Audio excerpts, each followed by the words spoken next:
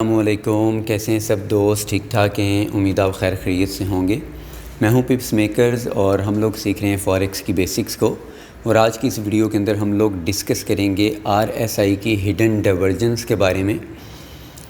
RSI की hidden divergence को trend continuation divergence भी कहते हैं, यानी कि मार्केट जिस ट्रेंड के अंदर चल रही है हमें चार्ट और RSI के अंदर डाइवर्जेंस तो मिलेगी, लेकिन उसके बावजूद मार्केट अपना ट्रेंड कंटिन्यू रखेगी, इसलिए इसको ट्रेंड कंटिन्यूशन डाइवर्जेंस भी कहते हैं। और साथ में अगर मार्केट बुलिश ट्रेंड के अंदर चल रही है और डाइवर्जेंस मिल जाए बुलिश वाली साइड की तो पॉजिटिव रिवर्स डाइवर्जेंस, या अगर सेल की तरफ मार्केट चल रही है और सेल की ही डाइवर्जेंस मिल जाए यानी कि नेगेटिव रिवर्स डाइवर्जेंस, तो ये सब हिडन डाइवर्जेंस के ही नाम हैं। हिडन डाइवर्जेंस भी कहते हैं RSI की हिडन डाइवर्जेंस, RSI की ट्रेंड कंटिन्यूशन डाइवर्जेंस, या पॉजिटिव रिवर्स डाइवर्जेंस, या बेरिश रिवर्स डाइवर्जेंस, ये सब इसी के नाम हैं। और RSI की दो तरह की डाइवर्जेंस होती हैं। एक होती है ट्रेंड रिवर्सल डाइवर्जेंस, जिसको क्लासिक डाइवर्जेंस कहते हैं। वो मैं ऑलरेडी उसके ऊपर वीडियो अपलोड कर चुका हूं। अगर आप लोग ट्रेंड रिवर्सल डाइवर्जेंस भी देखना चाहें तो RSI की क्लासिक डाइवर्जेंस की वीडियो जाकर देख सकते हैं। तो हम लोग चार्ट के ऊपर जाकर आज की इस वीडियो के अंदर समझेंगे कि RSI की हिडन डाइवर्जेंस हम लोगों को दिखने में कैसी नज़र आती है, और उसके बाद हिडन डाइवर्जेंस में मिली हुई ट्रेड को ट्रेड करने के क्या क्या रूल्स हैं, जिसको लाजमी तौर पे हम लोगों ने जहन में रखना है अच्छा मुनाफा निकालने के लिए। तो जनाब चलते हैं चार्ट के ऊपर और चार्ट पर जाकर डिस्कस करना स्टार्ट करते हैं RSI की हिडन डाइवर्जेंस को। तो जनाब हम लोग आगे हैं चार्ट के ऊपर। चार्ट पर मैं आप लोगों को हिडन डाइवर्जेंस समझाने से पहले थोड़ी सी RSI की डाइवर्जेंस दोबारा से रिपीट करता हूँ, क्योंकि अक्सर लोग हिडन डाइवर्जेंस और क्लासिक डाइवर्जेंस को मिक्स कर देते हैं। उन लोगों को समझ नहीं आती कि क्लासिक डाइवर्जेंस या हिडन डाइवर्जेंस हम लोगों ने चार्ट पर कैसे देखनी है। तो आप लोग ये चीज़ अपने जहन के अंदर बिठा लें कि जो क्लासिक डाइवर्जेंस है यानी कि ट्रेंड रिवर्सल डाइवर्जेंस, उसमें हम लोग चार्ट के ऊपर हाईज़ आपस में देखते हैं कि हाई के बाद प्राइस के अंदर हायर हाई बना हुआ हो, और RSI के अंदर हाई के बाद ये देखते हैं कि लोअर हाई बना हुआ हो। यानी कि हम लोगों ने हाईज़ को आपस में कनेक्ट करना है। प्राइस के अंदर हाई के बाद हायर हाई और RSI के अंदर हाई के बाद लोअर हाई, तो हम लोग लाइन लगाते हैं हमेशा ऊपर की तरफ, और इसके अंदर डाइवर्जेंस देखते हैं। अगर दोनों चीज़ें आपस में अपोजिट हों तो हम लोगों को क्लासिक डाइवर्जेंस दिखने को मिलती है, यानी कि ट्रेंड रिवर्सल डाइवर्जेंस। जबकि जो हमारी हिडन डाइवर्जेंस है इसके अंदर हम लोग हायर साइड के ऊपर प्राइसेस को कनेक्ट नहीं करते, बल्कि लोअर साइड के ऊपर कनेक्ट करते हैं, यानी कि प्राइस की नीचे से लाइन लगाते हैं। अगर चार्ट के ऊपर हम लोगों को हाई के बाद हायर हाई मिल रहा हो और RSI के अंदर हम लोगों को जो हायर हाई लगा हुआ है लास्ट ये वाला, उसके बाद लोअर हाई मिल रहा हो, तो हम लोग नीचे वाली साइड के ऊपर इस तरीके से लाइन लगाते हैं। यानी कि क्लासिक डाइवर्जेंस में ऊपर लाइनें लग रही थी प्राइस के भी और RSI के भी, जबकि हिडन डाइवर्जेंस के अंदर नीचे वाली साइड के ऊपर लाइनें लगती हैं।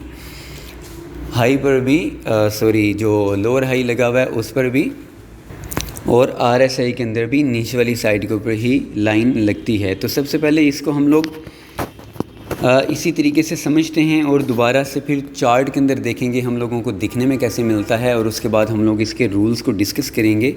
तो आप यूँ समझ लें कि ये हमारा प्राइस का चार्ट चल रहा है और ये हमारा RSI का चल रहा है। जैसे जैसे प्राइस ऊपर की तरफ जाती है यानी कि इस तरीके से, तो हमारा RSI भी ऊपर की तरफ जाता है, ये आप लोगों ने नोट किया होगा। लेकिन डाइवर्जेंस के अंदर यानी कि हिडन डाइवर्जेंस के अंदर हम लोगों को क्या दिखने को मिलता है कि एक पॉइंट ऐसा आता है कि मार्केट ने जो अपने हायर लोज़ और हायर हाइज़ लगाती हुई जा रही है, तो हम लोगों ने कनेक्ट करने हैं इसके लोज़ को। यानी कि एक लो के बाद मज़ीद अगला जो लो लगा वो हायर लो था, यानी कि पहले वाले लो से भी ऊंचा वाला लो। जबकि RSI के अंदर यहाँ पर सेम टाइम में आकर मार्केट ने अपना हायर लो लगाना ब्रेक कर दिया और हायर लो से नीचे वाला लो लगा दिया। तो यहाँ पर हम लोगों को आकर मिलेगी डाइवर्जेंस। प्राइस के अंदर हमारे पास लो के बाद मज़ीद हायर लो लगा हुआ है और RSI के अंदर हमारे पास लो जो हमारा हायर लो ऑलरेडी लगा हुआ था उससे नीचे वाला लो लग गया। तो हमारी डिवर्जेंस हम लोगों को कुछ नज़र आएगी इस तरीके से, ये हमारा प्राइस में आ गया और ये हमारा RSI के अंदर आ गया। तो यहाँ पर आप लोगों को डिवर्जेंस नज़र आ रही होगी। इसको हम लोग चार्ट के ऊपर देखते हैं ताकि मज़ीद समझने में आसानी हो। एक एग्ज़ाम्पल तो हम लोगों को यहाँ करीब में ही मिल गई है। चार्ट के ऊपर आप देखेंगे तो आपको हाई के बाद जो हायर लो लगा हुआ है उससे मज़ीद हमें हायर लो नज़र आ रहा है, यानी कि मार्केट हायर लोज़ के बाद अगेन हायर लोज़ लगाती हुई जा रही है और RSI के अंदर हम लोगों को नीचे वाला लो दिखने को मिल रहा है। तो ये पॉजिटिव रिवर्स डिवर्जेंस है जिसके अंदर मार्केट ने मज़ीद बुलिश साइड के ऊपर मूव लिया। और मज़ीद भी चार्ट के ऊपर देखते हैं, यहाँ पर भी हम लोगों को ये चीज़ दिखने को मिल रही है, यानी कि हिडन डिवर्जेंस हम लोगों को यहाँ पर भी नज़र आ गई। और मज़ीद एक दो इस तरह की एग्जांपल्स देखते हैं और फिर मज़ीद आगे चलते हैं। और यहाँ पर भी हम लोग देख सकते हैं कि हम लोगों को बहुत ही क्लियर किस्म का डिवर्जेंस मिल रहा है। तो ये हिडन डिवर्जेंस है जिसके अंदर हम लोग नीचे वाली साइड के ऊपर कनेक्ट करेंगे हाई के जो हाई मार्केट ऊपर की तरफ जा रही है तो हमेशा हाई के बाद हायर हाई लगाएगी और लो के बाद हायर लो लगाएगी। तो हम लोगों ने इसके अंदर अपने लो और हायर लो को कनेक्ट करना है और RSI के अंदर जहाँ पर हम लोगों को इसके अपोजिट चीज़ मिले, यानी कि मार्केट ने प्राइस के अंदर लो के बाद हायर लो लगा दिया, जबकि RSI के अंदर वो जब उसने हायर लो लगाया हुआ था तो मार्केट नीचे आई तो प्राइस के अंदर नीचे नहीं आई। हाँ, अलबत्ता RSI के अंदर वो पिछले वाले लो को ब्रेक करके मज़ीद नीचे वाले लो की तरफ चली गई। तो ये हमारे पास हिडन डिवर्जेंस होता है, यानी कि ट्रेंड कंटिन्यूशन डिवर्जेंस। अगर मार्केट पॉजिटिव साइड के ऊपर चल रही होगी तो भी हम लोगों ने नीचे लोज़ कनेक्ट करने हैं, और अगर बुलिश ट्रेंड के अंदर हो तो भी हम लोगों ने लोज़ कनेक्ट करने हैं, और सेल ट्रेंड के अंदर हो तो भी हम लोगों ने लोज़ ही कनेक्ट करने हैं, वो इससे अपोजिट हो जाएंगे। उसके अंदर भी यानी कि मार्केट यहाँ पर ऐसे चल रही होगी, प्राइस के अंदर हमारे पास इस तरीके से होगा और RSI के अंदर हमारे पास अपोजिट साइड की डायरेक्शन होगी। तो होपफुली आप इस चीज़ को समझ गए होंगे। अब इसके रूल्स को हम लोग डिस्कस करते हैं कि हम लोगों ने इसको ट्रेड कब करना है। तो इसको ट्रेड करने के काफ़ी सारे तरीके हैं जनाब। हम लोग अपने टेक्निकल एनालिसिस के साथ हिडन डिवर्जेंस को देखकर भी ट्रेड कर सकते हैं, चाहे आप प्राइस एक्शन स्ट्रेटजी पर काम कर रहे हैं, चाहे आप डिमांड एंड सप्लाई पर काम कर रहे हैं, या आप कोई सा भी टेक्निकल मेथड इस्तेमाल कर रहे हैं, और या आप इसको सिंपली सिर्फ RSI को देखकर भी ट्रेड कर सकते हैं। अगर हम लोग इसे प्राइस एक्शन के साथ मिलाकर चल लें तो आप ये जहन में रखें कि हम लोग एक ट्रेंड लाइन लगा कर रखेंगे। ट्रेंड लाइन के अंदर आप लोगों को क्लियर नज़र आ रहा होगा कि मार्केट ऊपर की तरफ ही जा रही है, यानी कि जो अपने लोज़ लगा रही है वो पहले वाले से ऊंचे लो लग रहे हैं। और RSI के अंदर अगर आप लोगों को सेम तरीके से इसी तरह मिल जाए कि एक जगह पर मार्केट ने आकर अपना हायर लो लगाया लेकिन RSI अपने पहले वाले लो से नीचे आ चुकी थी, तो आप लोग यहाँ पर बाई की ट्रेड कर सकते हैं। आप लोगों को एविडेंस मिल जाएगा हिडन डाइवर्जेंस का भी कि यहाँ पर मार्केट बुलिश साइड के ऊपर अपना ट्रेंड कंटिन्यू रखेगी, और सेम इसी तरीके से अगर मार्केट सेल ट्रेंड के अंदर चल रही है और इस तरीके से मूव कर रही है तो किसी भी पॉइंट के ऊपर आकर अगर आप लोगों को लोअर हाई मिल गया लेकिन RSI के अंदर मार्केट ने अपना जो पहले वाला लगाया हुआ था उससे ऊपर वाला उसने लो ब्रेक करके ऊपर वाला लो लगा दिया, यानी कि हाई की तरफ चली गई, तो ये भी हमारे पास एक एविडेंस होता है। हम लोग इसे प्राइस एक्शन के साथ भी ट्रेड कर सकते हैं। अगर आप लोग जस्ट सिंपली RSI को देखकर ही ट्रेड करना चाहते हैं तो भी आप लोगों को जिस तरीके से मैंने पहले समझाया कि इस तरीके से आप लोगों को जहाँ पर भी डाइवर्जेंस मिले उसे ट्रेड कर सकते हैं। अलबत्ता इसके कुछ रूल्स हैं, वो चीज़ आप लोग अपने जहन के अंदर रखें लाजमी तौर के ऊपर कि मार्केट जो मैं ऑलरेडी समझा चुका हूँ RSI को एक्सप्लेन करते हुए कि ये 3 रेंजेस इसकी मेन हैं जो हम लोगों ने अपने जहन के अंदर रखनी होती हैं। 0, 100 और सेंटर में आता है 50। तो जब तक मार्केट 50 से ऊपर और 100 के दरमियान है ये बुलिश साइड के ऊपर रहने के चांसेस होते हैं, और जब मार्केट 50 से नीचे और 0 के दरमियान चल रही है तो बेरिश रहने के चांसेस होते हैं। तो हम लोगों ने अगर पॉजिटिव डाइवर्जेंस देख रहे हैं तो ये चीज़ जहन के अंदर रखनी है कि RSI अपना लो भी लगाने के लिए आ रही है तो वो 50 से ऊपर होनी चाहिए। अगर 50 को ब्रेक करके नीचे आती है तो हमारे पास सेकंड ज़बरदस्त सपोर्ट 40 होता है। मार्केट को 40 के लेवल को, RSI के 40 के लेवल को लाजमी तौर के ऊपर सपोर्ट के तौर के ऊपर लेकर उठना चाहिए, क्योंकि जब मार्केट 40 के करीब आएगी तो यहाँ पर आप लोग यूँ समझ लें कि इसकी परसेंटेज ऐसी होगी कि अगर मार्केट 1 पॉइंट नीचे गिर रही है तो 0.65% के करीब ऊपर भी जा रही है, क्योंकि ये एवरेज गेन और एवरेज लॉस दोनों चीज़ों को मिलाकर एक इंडिकेटर बना हुआ है। हम लोगों को शो करता है कि यहाँ पर मार्केट के अंदर बायर्स का मोमेंटम कितना है और सेलर्स का मोमेंटम कितना है।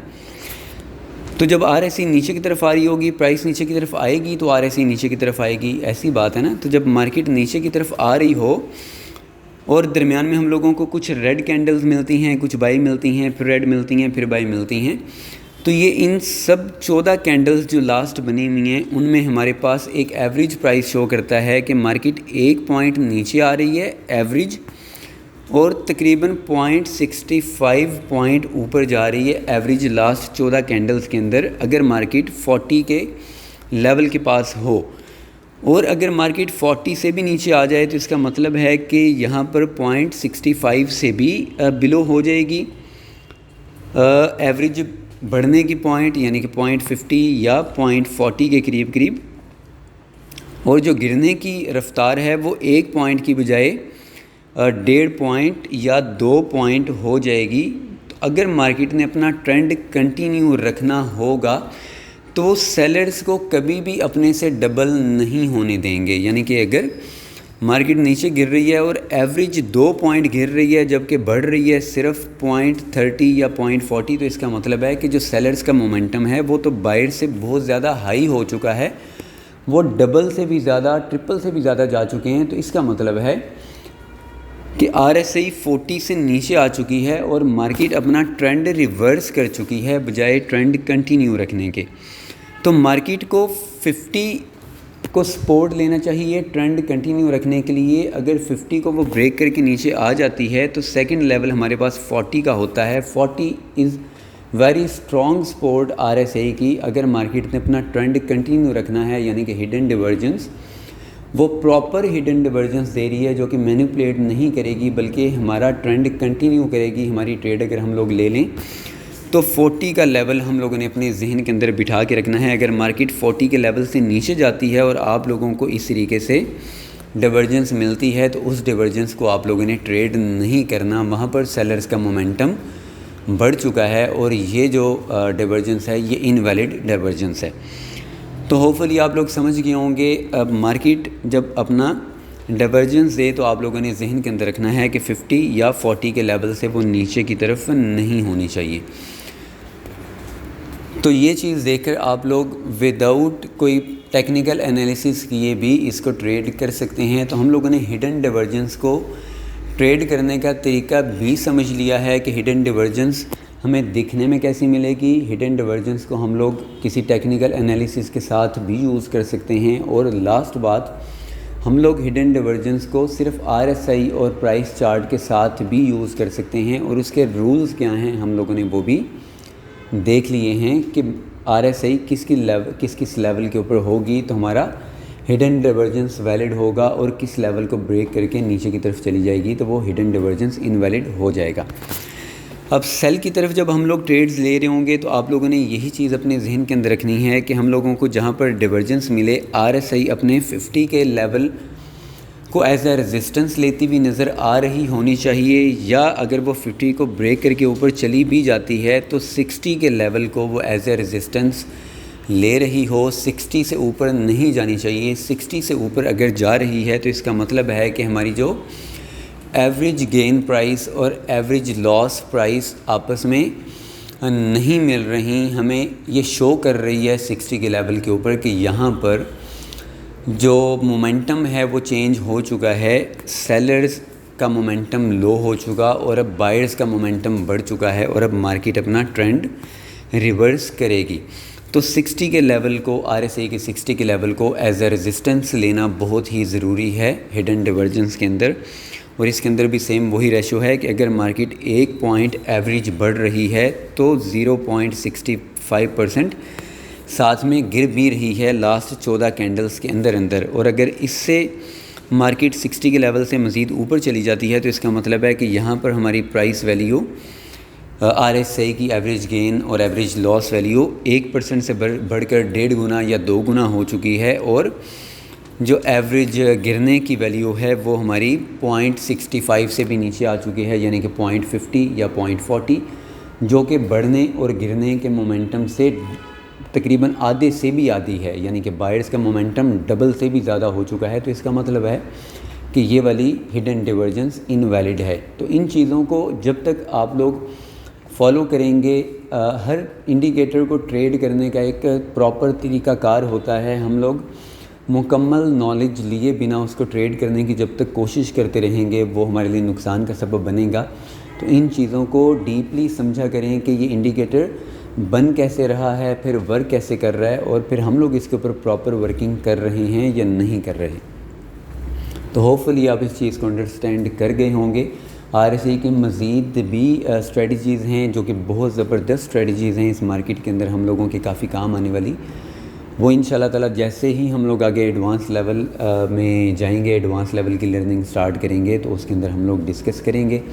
फ़िलहाल क्योंकि बेसिक चल रहा है और मैं भी बेसिक के हिसाब से आप लोगों को बड़े आसान तरीके से आसान एग्जांपल्स देकर समझाने की कोशिश कर रहा हूँ, ताकि चीज़ें आप लोगों के जहन के अंदर बैठें। जैसे ही हम लोग एडवांस के ऊपर जाएंगे तो हमारी इनमें बहुत सी चीज़ें जो ऑलरेडी हम लोग बेसिक के अंदर कर चुके हैं, इससे वो काफ़ी चेंज भी हो चुकी होंगी, और हम लोग एडवांस लेवल के ऊपर जाकर इन इंडिकेटर्स को कैसे यूज़ करते हैं उसको भी समझना स्टार्ट करेंगे। तो हमारा कंसेप्ट मज़ीद क्लियर हो जाएगा कि हम लोग बेसिकली इंडिकेटर्स को गलत तरीके से यूज़ करते आ रहे हैं। तो फ़िलहाल आप लोग इन चीज़ों को जहन के अंदर रखें। ऐसा नहीं है कि हम लोगों ने एडवांस में जाकर इससे डिफरेंट चीज़ें सीखनी हैं तो फिर हमारे किसी काम की नहीं। इन चीज़ों को सीखना भी आप लोगों के लिए ज़रूरी है, क्योंकि इंडिकेटर को जब तक हम लोग प्रॉपरली A से लेकर Z तक नहीं सीखेंगे तब तक हमें समझ नहीं आएगा। तो हम लोग इसकी छोटी छोटी चीज़ों को भी समझेंगे और आगे जाकर बड़ी चीज़ों को भी